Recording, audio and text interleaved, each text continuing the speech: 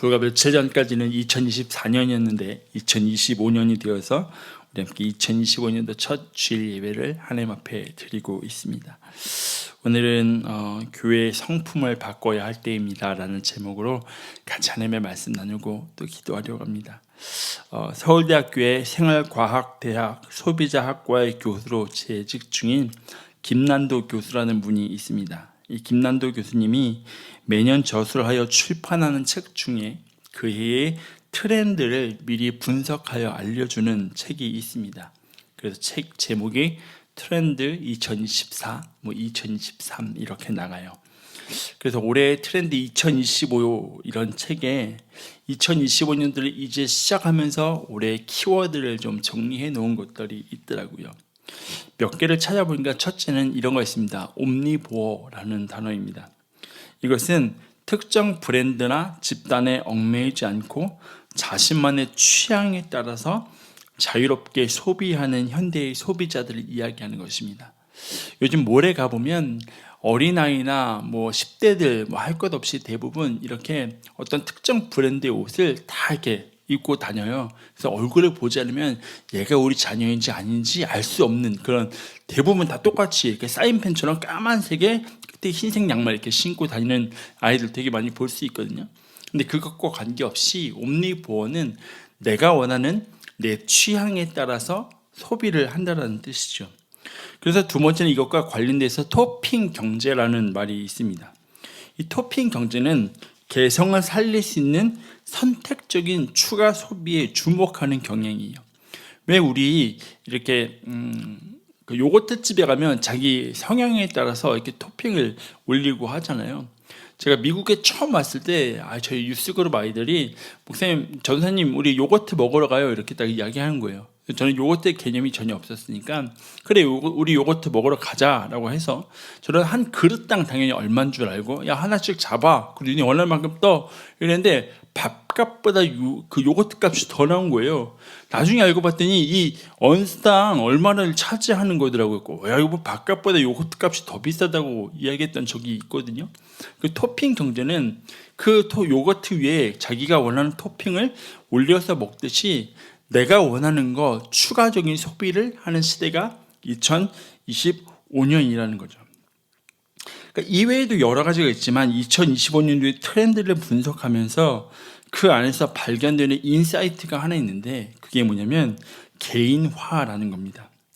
소비자, 즉 물건을 구매하려고 하는 사람들이 자신만의 취향을, 나의 개성을 강조하는 것이 더 두드러지게 나타나기 때문에 각자의 개성에 맞는 세분화된 타겟팅이 필요하다라고 이야기를 한다는 거죠. 여러분 생각해 보시면 우리 시대는 갈수록 더 개인적인 시대와 사회가 되어가고 있습니다. 아주 극히 일부분에서는 함께하는 삶, 공적인 삶을 생각하는 사람들이 분명히 있습니다. 그럼에도 불구하고 전체적으로 흘러가는 흐름은 개인적인 삶이 더 중요하게 여겨지는 시대를 우리는 살아가고 있다는 거죠. 나를 위한 시간이 확보가 되어야 하고 나를 위한 공간이 있어야 되는 게 우리가 살아가는 시대의 모습입니다.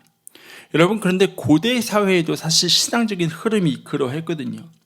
예수님 살아가시던 시대, 예수님 탄생하시던 그때의 신앙은 지극히 개인주의적인 신앙에 더 중점을 두었던 시대라고 이야기를 합니다. 그것이 바로 경건함이라는 거죠. 우리가 오늘 본문의 말씀을 보면 시므온이라고 하는 사람을 소개하는 것으로 시작합니다. 이 사람에 대해서 특별히 이야기하는 것이 있다면 이렇게 이야기해요. 시므온이라는 사람이 있는데 이 사람은 의롭고 그 다음에 경건하다라고 이야기합니다. 당시에 경건하다라는 말의 의미는 유대적인 관념 안에서 종교적으로 바르다는 의미를 가지고 있었거든요. 율법을 잘 지키고 흐트러짐이 없는 것, 그것이 경건함으로 받아들여지던 시대였습니다. 그래서 구약 성경 안에서는 경건함이 하나님과의 관계 안에서 이해되는 측면으로 다뤄져 왔거든요. 하나님을 두려워하고 하나님을 존경하고 하나님의 순종하는, 말씀에 순종하는 태도를 보여주면 그게 구약 성경 안에서는 경건함이었습니다. 그런데 신약에 와서는 조금 달라졌다라는 거죠. 신약에 와서의 경건함은 대체로 하나님께 드리는 예배의 올바른 태도에 초점이 맞추어지게 됩니다. 구약에서보다는 더 철학적이고 개인적인 신앙의 헌신을 강조하는 게 바로 신약 성경이 말하는 경건함이거든요. 예를 들면 이런 거예요. 마태복음 4장을 보면 예수님께서 제자들을 부르십니다. 갈릴리 호숫가를 걸어가시던 예수님께서 시몬과 안드레라는 사람을 보시고 말씀하셔요. 마태복음 4장 19절입니다. 말씀하시되 나를 따라오라, 내가 너희를 사람을 낚는 어부가 되게 하리라 하시니 라고 말씀하셔요. 제자들을 부르신 예수님께서 다른 말씀은 하지 않으십니다. 그저 나를 따라오라고 말씀하셔요. 그런데 더 놀라운 것이 뭐냐면 이 말씀은 들은 제자들의 결단이라는 거죠. 이어지는 말씀 20절에 이렇게 말씀합니다. 그들이 곧 그물을 버려두고 예수를 따르니라. 이 모습이 당시 신약 시대가 말하는 경건함입니다. 개인의 헌신을 위해서는 가족까지도 등지고 나아가는 것, 그게 그 시대의 경건함이에요. 아마 우리 시대라면 상상도 못할 일이죠. 개인의 헌신을 위해서 가족을 뒤로 하는 그 경건함. 그런데 우리가 이 부분에서 놓치지 말아야 할 것이 한 가지 있다면 신약 시대의 경건함이 개인주의적 경건이라는 말이 이기주의적이라는 말과는 다르다는 사실입니다. 여러분, 우리는 개인주의와 이기주의를 같은 것이라고 혼동할 때가 참 많습니다. 그런데 개인주의와 이기주의의 공통점이라고 이야기할 수 있는 것은 딱 한 가지밖에 없습니다. 그것은 무엇이냐면 쉽게 변하지 않는다라는 것입니다. 지속된다라는 게 개인주의와 이기주의의 공통점입니다. 이 둘은 확실하게 다릅니다. 어떻게 다르냐면 먼저 개인주의라는 것은 하나의 문화적인 요소라는 거죠. 예를 들면 이런 거거든요. 서양의 문화가 개인주의적인 면에 비해서 동양의 문화는 집단주의적인 면이 굉장히 강하다고 말할 수 있습니다. 그래서 개인주의는 시대와 사회의 흐름입니다. 하나의 문화입니다. 그래서 개인주의적인 그런 문화권 안에서 자란 사람은 독립적인 자기 해석을 갖는 거예요. 나 스스로를 내가 바라보고 그냥 나라는 존재 자체로 바라보는 거예요. 그런데 동양에서는 집단주의적인 문화가 강하다 보니까 나를 해석하고 나를 바라보는 게 그냥 나를 바라보는 게 아니라 집단 전체 안에서 나를 바라보고 해석하는 경향이 굉장히 강하다는 거죠. 이게 개인주의라는 겁니다. 문화예요. 하나의 흐름이에요. 그런데 이기주의는 다르다는 거죠. 이기주의라는 것은 사람의 본성 자체가 본인의 이득을 취하는 것에 과도할 정도로 지나칠 정도로 집중되어 있는 게 바로 이기주의입니다. 이기주의하면 머릿속에 가장 강력한 키워드가 하나 떠오르는데 그게 뭐냐면 이득입니다. 나에게 무엇이 이익이 되는가. 그러다 보니까 이기주의에는 다른 사람에 대한 배려 같은 것은 없고 오로지 내가 얻을 수 있는 것과 내가 잃을 것만 생각하는 게 바로 이기주의입니다.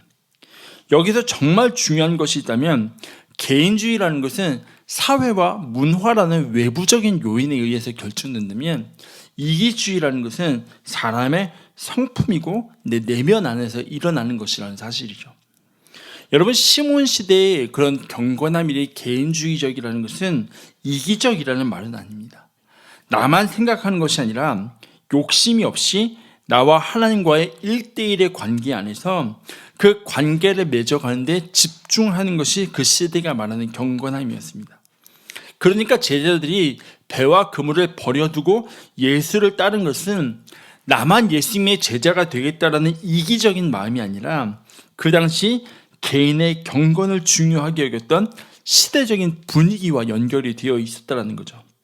가족도 중요하지만 나와 하나님과의, 나와 예수님과의 관계 안에서 무엇이 더 중요한가를 생각했던 제자들의 결정이었던 것입니다.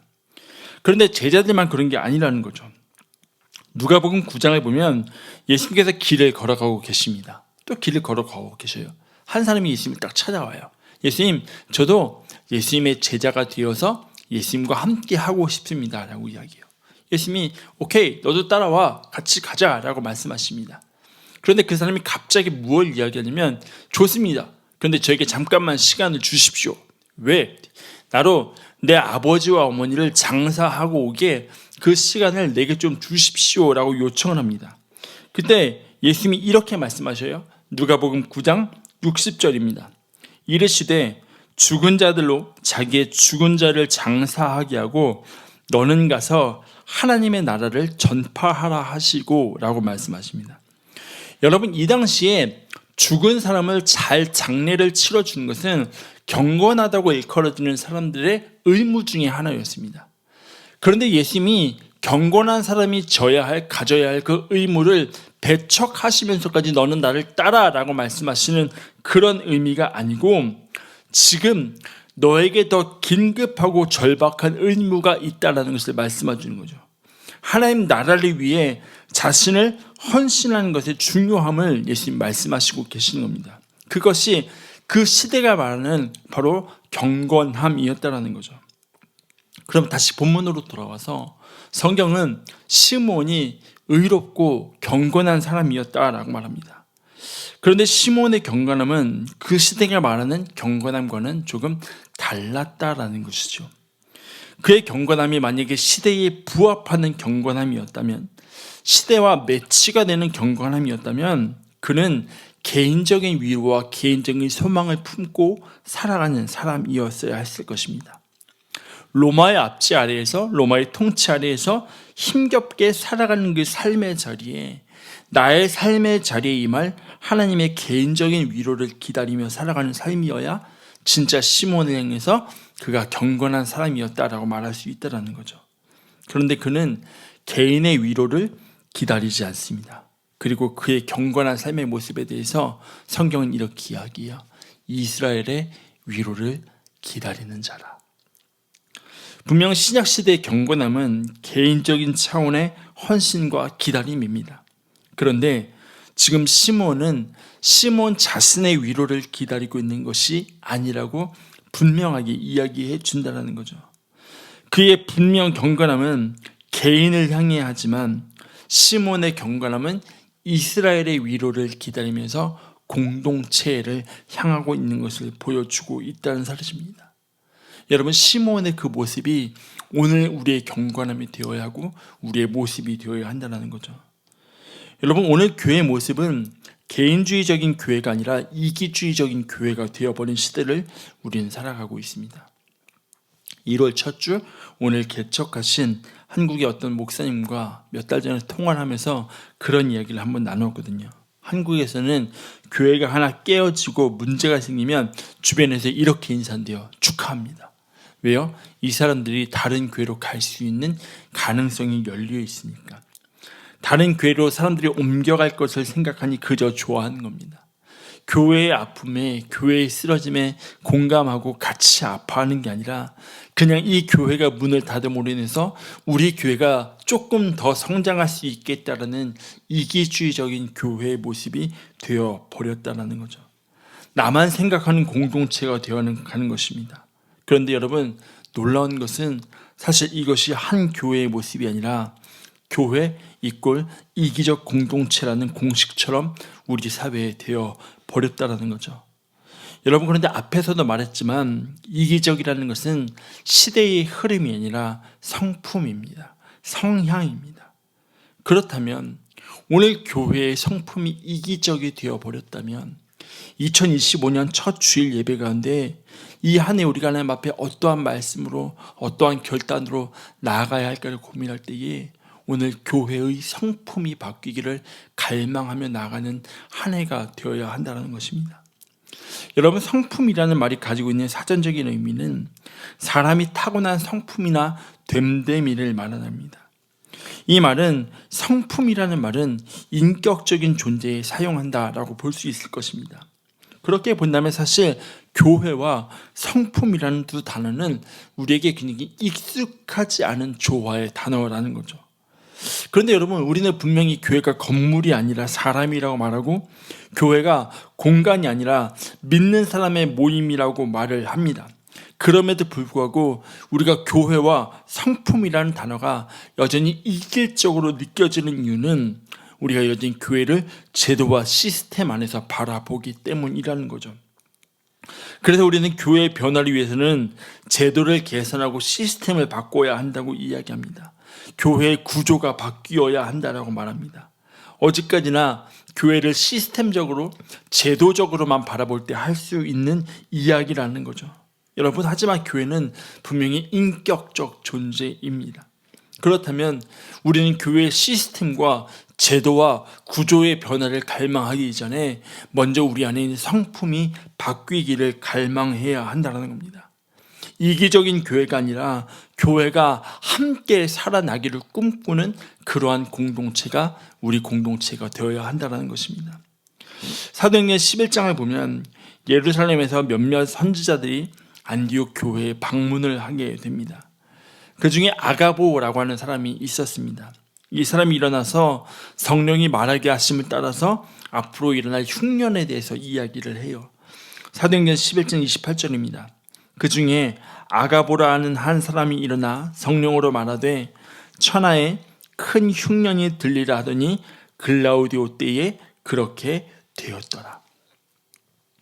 역사적으로 보면 주후 41년부터 45년 사이에 통치했던 글라우디오라고 하는 황제 때에 실제로 로마의 광활한 지역에 대흉작이 발생을 하게 됩니다. 그리고 신약 성경에 쓰여진 시대를 함께 살아갔던 역사가 요세푸스라는 사람의 기록에 의하면 당시에 메소포타미아 지역의 한 나라였던 아디아베네라고 하는 왕국이 있는데 그 아디아베네 왕국의 왕비가 애굽에서 수많은 옥수수를 사고 그리고 구브로에서 무화과를 구입해서 예루살렘에 있는 사람들을 위해 보내줬다라는 기록이 있거든요. 물론 안디옥이라고 하는 지역의 상황도 예외는 아니었습니다. 그나마 이들은 이 아가보의 예언으로 인해서 그 흉작에 대해서 미리 대비할 수 있었지만 안디옥을 제외한 다른 여러 지역들은 그 흉년으로 인해 굉장히 어려운 시기를 지나가고 있을 때였다라는 거죠. 예루살렘도 마찬가지였고요. 그때 안디옥 교회가 예루살렘 교회를 위해서 헌금을 하기를 결정합니다. 사도행전 11장 29절과 30절입니다. 제자들이 각각 그 힘대로 유대에 사는 형제들에게 부조를 보내기로 작정하고 이를 실행하여 바나바와 사울의 손으로 장로들에게 보내니라. 이때 안디옥 교회는 사실 시작된 지 얼마 안 된 신생 공동체입니다. 막 시작된 교회예요. 힘도 없는 교회일 수도 있습니다. 그냥 그들이 살아가기에 급급한 교회일 수 있습니다. 그런데 그 교회가 예루살렘 교회를 위해서 헌금을 보냅니다. 어쩌면 그 헌금의 액수가 예루살렘 교회에게는 큰 힘이 되지 않는 헌금일 수도 있지만 그것과 관계없이 그들이 보낸 위로가 예루살렘 교회에 큰 힘이 되었을 것이라는 거죠. 2025년도 교회를 위해 기도하고 준비하던 중에 하나님 주신 마음이 하나 있었습니다. 그것은 올해는 우리가 팝업 처치 사역을 좀 하게 되지 않을까라는 생각이었습니다. 여러분, 팝업 스토어라는 말 많이 들어보셨잖아요. 팝업 스토어는 2000년대 초반에 대형 할인 마트점인 타겟 알잖아요. 타겟이 뉴욕의 맨하탄에 매장을 하나 열고 싶은데 매장을 낼 공간이 없으니까 임시로 하나 공간을 빌려서 사람들이 얼마나 오는지를 알아보는 데서 시작된 게 바로 팝업 스토어였습니다. 그 팝업 스토어가 그때 벤치마킹을 시작해서 지금은 여기저기에 많이 팝업 스토어를 하잖아요.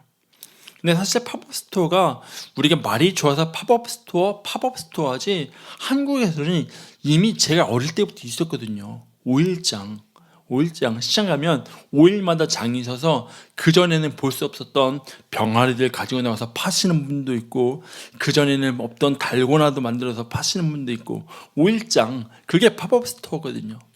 그런데 팝업 스토어의 목적은 뭐냐면 얼마나 우리의 브랜드가 소비가 될 것인가를 알아보는 데에 팝업 스토어의 목적이 있거든요.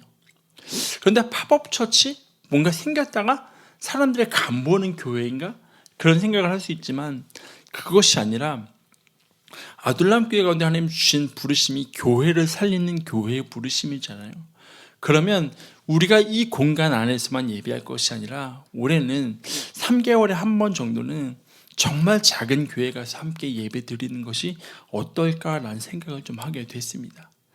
얼마 전에 조선인 교회 가서 매주 예배 드리신 권사님 한 분과 연락을 하고 통화를 할 기회가 있었거든요. 조선인 교회에서 예배 드리는 사람들이 너무 힘들다라는 거예요.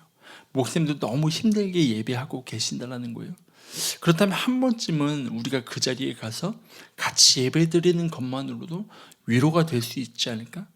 우리가 아둘람 교회라는 이름으로 가는 것이 아니라 우리가 한 사람 한 사람이 교회가 되어서 그 교회를 살리고 그 교회와 함께 예배하고 그 교회 가운데 위로를 줄 수 있는 사역을 하면 좋지 않을까라는 생각을 하게 됩니다. 그러다가 또한 여전히 영적으로 힘들고 어려워서 주일 예배 자리에 근처에 교회가 많이 있지만 주일 예배 자리에 나아가는 것까지 힘들 정도로 지쳐하는 지체가 있다면 우리가 주일날은 이 공간을 벗어나서 혹시 그 지체가 가정을 열어준다면 그곳에 가서 찬양하면서 말씀 나누면서 예배할 수 있지 않을까라는 다양한 생각들을 하고 있습니다. 그러나 그 가운데 가장 중요한 것이 한 가지 있다면 우리가 이제 하나님 주신 여러 가지 마음과 계획 가운데 성령의 이끄심을 놓치지 않아야 한다는 것이죠. 본문의 말씀은 시몬이 이스라엘 위로를 기다리던 사람이었다라고 이야기합니다. 그런데 그에 대해서 이야기하면서 계속해서 반복적으로 이야기하는 것이 한 가지 있다면 그것은 다른 것이 아니라 바로 성령입니다. 25절의 말씀에 보면 성령이 그 위에 계시더라. 26절 성령의 지시를 받았더니 27절 성령의 감동으로 성전에 들어가매라고 말합니다. 그러니까 그가 이스라엘의 위로가 되는 예수님을 만나는 그 모든 과정 가운데 성령의 지시를 받고 성령의 감동하심을 받고 나아감을 통해서 그가 이스라엘의 위로를 경험하게 됨을 보게 된다는 거죠. 그의 모든 순간에 성령의 간섭하심이 있었음을 보게 됩니다. 절대로 그의 마음을 앞세우지 않습니다. 그는 성전에 들어가는 모든 과정까지 하나하나 성령의 인도하심을 받고 성령의 이끄심을 받아 나아감을 보게 된다는 거죠. 오늘 말씀의 제목을 무엇으로 할지 참 많이 고민을 하다가 교회의 성품을 바꿔야 할 때라고 정했거든요. 여러분, 사람은 사실 쉽게 변하지 않습니다. 이 사실 우리가 누구보다도 잘 알고 있습니다. 진짜 오랜만에 친구를 만나도 그 사람이 외적으로 변했을 수 있겠지만 그 속 모습이 하나도 변하지 않은 걸 가지고 우리는 야, 너 진짜 하나도 안 변했다라고 이야기해요. 그것은 그 사람의 외모가 변하지 않았다는 게 아니라 그 사람의 성품, 그 사람의 삶, 그 사람의 성격이 변하지 않았다는 이야기예요. 그런데 사람이 바뀌는 계기는 딱 한 가지입니다. 성령이 임하실 때. 성령이 임하실 때. 제자들도 보면 예수님이 십자가에 달려 돌아가실 때 무서워서 두려워서 숨었던 제자들이 성령을 받으니까 베드로가 나가서 담대하게 말씀을 전합니다. 바울이 예수 믿는 사람들을 죽이겠다고 다메섹으로 가던 길에 성령을 경험하고 나니까 그가 오히려 예수님을 증거하는 사람이 됩니다. 교회의 성품이 바뀌는 것, 그것은 성령에 의해서만 가능하다라는 거죠. 그래서 우리가 2025년 한 해 한 해를 나가면서 한 주 한 주를 지나가는 과정 가운데 끊임없이 교회 가운데 하나님 주시는 마음이 무엇인지를 엎드려 기도하며 성령의 이끄심 가운데 나아갈 때에 그때 우리 교회의 성품이 변화되고 우리 교회를 향한 하나님의 계획과 뜻하신 바가 이루어질 수 있다는 거죠. 제가 2024년도에는 저희 교회가 한 번도 못했지만 2023년도에는 저희가 하루 주일날 시카고에 있는 그 하우스 오브 프레이어에 가서 같이 예배를 드리고 왔거든요. 노숙자들 함께 모여하는 예배 장소, 그곳에 가서 함께 예배를 드리고 왔는데요. 그 안에 들어가는 공간이 굉장히 어둡고 침침하더라고요. 사실 저희 아이들이 그런 환경에 대해서 거부감이나 반감을 가지지 않을까 하는 두려움이 있었어요. 처음에 갈 때 아이들이 공간을 들어가면서 여기는 뭐야? 라고 생각하지 않을까라는 저희 안에 우려가 있었습니다. 그런데 제가 봐도 그 안에 들어가는 공간이 참 어둡고 침침했거든요. 근데 예배를 마치고 나오는데 아이들이 그런 이야기 하더라고요. 엄마, 되게 밝았어. 우리가 받은 느낌은 내가 생각했던 아이들의 반응은 이게 아닌데, 근데 엄마, 되게 밝았어. 들어가는 입구가 너무 밝았어 라고 이야기를 하더라고요. 하나님이 그 자리에서 우리에게 보여주시는 게 있구나. 공간에 갇혀 있는 예배가 아니라 하나님 이 자리를 넘어서 우리가 가야 할 곳으로 하나님 가게 하시는구나. 그것이 일회성이 될 수 있고 또 앞으로 쭉 어떻게 이어져 갈지 저희는 알 수 없지만 올 한해 우리가 최소한 아까 말씀드린 대로 3개월에 한 번 정도는 우리가 함께 정말 작은 교회로 가서 같이 예배 드리고 같이 위로하고 그렇게 돌아오는 시간을 좀 가지려고 합니다. 그 가운데 때로는 우리가 여러 가지 봐도 되는 것도 있지만 부탁드리기로는 우리가 함께 기도하는 건데 성령 안에 한마음 되어서 이 사역을 감당해 나갈 수 있는 아둘람교회 2025년 되시길 주의 이름으로 축원합니다. 이제 말씀이 이렇게 맺으러 갑니다. 2025년도 트렌드의 분석은 개인화라고 말씀을 드렸습니다. 개인화라는 말을 바꿔서 하면 지극히 나에게 포커스를 두는 것을 의미할 것입니다. 나에게 필요한 게 뭔가, 나에게 채워줘야 할 것이 무엇인가. 여러분, 우리에게 아둘람 교회로의 부르심이 있고 교회를 향한 마음이 분명히 있습니다. 그리고 이 아둘람 교회를 거룩하게 아름답게 세워가고자 하는 마음이 우리 모두에게 있습니다. 사실 저에게도 목회자로서 솔직하게 말하자면 하나님, 이 아둘람 교회가 빨리 성장했으면 좋겠습니다라는 마음이 있고 그것을 먼저 생각하게 될 때가 불쑥불쑥 있는 것도 사실입니다. 그런데 오늘 다시금 먼저 우리의 부르심을 기억하는 주일이 되길 소원합니다. 여러분, 시카고에 한 200여 개의 교회가 있다고 하더라고요. 그런데 하나님께서 시카고 지역 안에 있는 수많은 교회 중에 저와 여러분을 아둘람 교회로 부르시면은 분명한 이유와 목적이 있습니다. 그것은 우리의 이 공동체를 통해서 교회를 살리는 교회의 사명을 저와 여러분이 함께 감당해 나가도록 하시기 위함이라는 것이죠. 이것을 위해서 우리 공동체의 성품이 변화되길 기도합니다. 이기적 교회의 시대 속에서 공동체적 교회로 세워져 가고 그 가운데 우리가 아둘람 교회를 통하여 살아나는 교회를 보게 하시는 그 은혜를 우리가 올 한 해 한 주 한 주 지나가며 함께 경험하고 함께 바라볼 수 있는 귀한 이 한 해가 되시길 주의 이름으로 축원합니다.